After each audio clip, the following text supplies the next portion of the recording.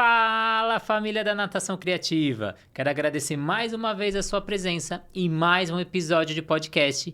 E hoje o assunto é a voz. Estima-se que no Brasil cerca de 15 milhões de brasileiros apresentam problemas vocais. Isso, muita dificuldade aí de profissionais como professores, operadores de teleserviços, atores, cantores que trabalham com a sua voz diariamente. Esse índice alarmante de 25% de pessoas que afetam seu trabalho no dia a dia. E hoje eu tenho aqui na minha frente a doutora Tereza Higino, otorrino, especialista em voz, que vai falar com a gente hoje. Muito obrigado pela presença, doutora. Obrigada pelo convite, Renato. É um prazer estar aqui para disseminar informação e ajudar os participantes aí do canal. Queria que você falasse para o nosso público que está aí do outro lado, quem é a doutora Tereza Higino, como chegou na medicina, depois como escolheu a especialidade, que não é fácil, né? São várias opções ali. Sim, com certeza. Eu sou médica formada há 18 anos, sou otorrino-laringologista há 15 anos, pelo Hospital do Servidor Público Municipal aqui de São Paulo. E tenho atuado muito nessas áreas, né? E agora eu estou fazendo uma especialização em foniatria, que estuda os distúrbios da comunicação, da linguagem, da fala e da aprendizagem. O que a gente está vendo muito hoje em dia, né? E a nossa voz, ela está presente diariamente na nossa vida, né? No nosso trabalho, no cotidiano. A gente expressa as nossas emoções, é onde a gente transmite confiança, liderança, credibilidade. A nossa voz é a base de tudo para ter essa comunicação. E quais cuidados diários a gente tem que ter com a nossa voz? Então, acho que basicamente é não prejudicar a voz, né? Então, como a gente faz isso? Procura se manter sempre hidratado, procura evitar substâncias como cigarro, bebida alcoólica, até às vezes aquelas pastilhas anestésicas que o pessoal tem o hábito de usar com qualquer irritação da garganta. E assim, não sair do seu tom. A gente tem um tom natural de voz, então procurar não sair dele. Então, basicamente, são essas recomendações. E vindo para a nossa área aqui, a natação, professores, a gente tem uma mudança constante de temperatura, às vezes de piscina, a gente está numa piscina que está uma temperatura, sai dessa piscina, vai para outra piscina, ou muitas vezes na constância da utilização. Turmas maiores, muito barulho em volta, às vezes mais de um professor dando aula. Tem algum cuidado específico para quem é professor? Sim. Então, quem é professor, então não deve forçar a voz além do seu tom. Se você está numa sala assim maior, você vai precisar amplificar a tua voz, provavelmente, se tua voz não tem uma potência tão grande. Procurar estar sempre hidratado, não pigarrear. Então, se por um acaso há uma mudança brusca de temperatura, com frio, ou até mesmo uma bebida mais gelada, se você acontece de produzir mais muco, não pigarrear. Então, procurar evitar esse movimento que possa forçar suas pregas vocais. De acordo com a tese defendida no programa de pós-graduação da Saúde Pública da Faculdade de Medicina da UFMG, 1 em cada 3 professores relata limitação do seu trabalho devido aos distúrbios vocais. Eu tenho muitos professores que começam a usar analgésico, começam a usar aquelas, como você falou, as pastilhas. Que tem anestésico junto. O que você recomenda ali no dia a dia? Só a água é fundamental? Ele pode fazer alguns exercícios antes da aula, fazer em casa? Sim, com certeza. Então, assim, qual é a questão das pastilhas anestésicas? Então, muitas vezes você já está chegando no seu limite vocal e, naturalmente, teu corpo vai sinalizar isso. E aí, você dá uma diminuída no tom, evita forçar a voz. Se você usa um anestésico, você mascara esse alarme natural do teu corpo. E aí, você força além do esperado a tua voz. E em termos de prevenção, então a hidratação com água é necessária antes da aula, porque ela demora um tempo para funcionar no teu corpo. O que você vai fazer na hora, poderia fazer assim um pouco antes, seria a inalação, a umidificação, que aí o soro fisiológico agindo direto nas pregas vocais. Além disso, procurar amplificar a tua voz com um microfone. Então, assim, turmas grandes precisam de um uso de um amplificador externo. Naturalmente, a gente não consegue atingir um tom muito elevado, que possa alcançar muitas pessoas, com um ruído externo competitivo, né, absurdo, que é na escola, só com a voz. Então, precisa de um microfone aí para ajudar no processo. E os exercícios preventivos com a fonoterapia. Então, a fono é fundamental para o professor também. Exercícios antes e depois. Em 2003, 45 mil brasileiros foram avaliados, sendo que 25% deles apresentavam problemas com a laringe. Dados da Organização Mundial da Saúde indicam que o Brasil é o segundo colocado no mundo em números de casos de câncer de laringe, perdendo apenas para a Espanha. Então é um caso muito importante que às vezes o professor está lá ou qualquer outra pessoa que trabalha com a voz.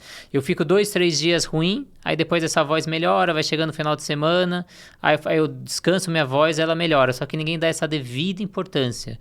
E eu queria saber os cuidados que a gente tem que tomar referente a exames, né? Há quanto tempo eu tenho que fazer esses exames? Ou só quando eu começo a ter percepção que minha voz está piorando, eu estou com dor? Quando procurar ajuda de um especialista? Então, eu costumo dizer que o professor, ele é um profissional da voz, assim como o cantor. Só que não tem a devida... dada importância, né? Poxa, o professor é fundamental na vida de todo mundo, né? De todos nós. Você não enxerga um cantor hoje sem fono junto, sem exercícios preventivos. E o professor tá lá, 6 a 8 horas por dia, com a cara e a coragem trabalhando. Então, o que ele precisa fazer? Se essa frequência está sendo constante, semanal, então toda semana eu trabalho bem, de segunda a quarta, de quarta até sexta já começa a falhar minha voz, isso não tá certo, tá? Provavelmente você está tendo um abuso vocal, está excedendo a tua capacidade e já está começando a ter alguma lesão nas suas pregas vocais, nem que seja um inchaço, né? Um edema. E aí você precisa procurar, sim, um otorrinolaringologista. Tô rouco e a voz não voltou. Ela fica sempre num limiar mínimo de rouquidão. Sempre tem uma rouquidãozinha básica. E aí você começa a ver seus colegas assim, começa a achar isso normal. Não é normal ficar rouco por mais de 15 dias. Rouquidão persistente precisa de uma avaliação com o otorrinolaringologista. E o que a gente faz? A gente tira a história do paciente e faz um exame por endoscopia. Só que não é aquela endoscopia com anestesia. É o contrário. A gente vai ver essas pregas vocais se movimentando, tá? É um exame super tranquilo, eu faço desde criancinha pequena. E aí a gente vai avaliar a anatomia desse paciente, vai avaliar possíveis lesões, irritações. Então, o que está acontecendo que não está deixando essa prega vocal funcionar bem? E aí, a partir daí, do que a gente encontrar, a gente vai encaminhar para o melhor tratamento naquele caso. Muitos e muitos casos vão precisar de fonoterapia. Então, a fono é a que vai fazer a terapia desse professor. E alguns outros casos que são indicados cirurgias. Mas eu tenho pego muitos pacientes que acham que não tem nada, que vão lá por rouquidão e apresentam alguma alteração importante. Então, fica aí o alerta. E como você comentou, você trabalha no dia a dia ali, você pega, às vezes, as pessoas se surpreendendo com o diagnóstico. Quais são os diagnósticos mais comuns que você encontra no seu consultório, principalmente, não só em professores, mas quem trabalha muito com a voz? Então, nódulos vocais são os campeões, né? Nódulo vocal é o que o professor mais tem, que é o calo, né? Que a gente fala. É uma lesão que acontece por uso excessivo da voz. Então, você vai usando de uma maneira errada, e aí essa prega vocal vai tensionando uma com a outra, sempre no mesmo local, forma um inchaço onde elas se batem mais, né? Porque você está usando a prega vocal de uma maneira errada. E aí você vai precisar de fonoterapia para resolver esse processo.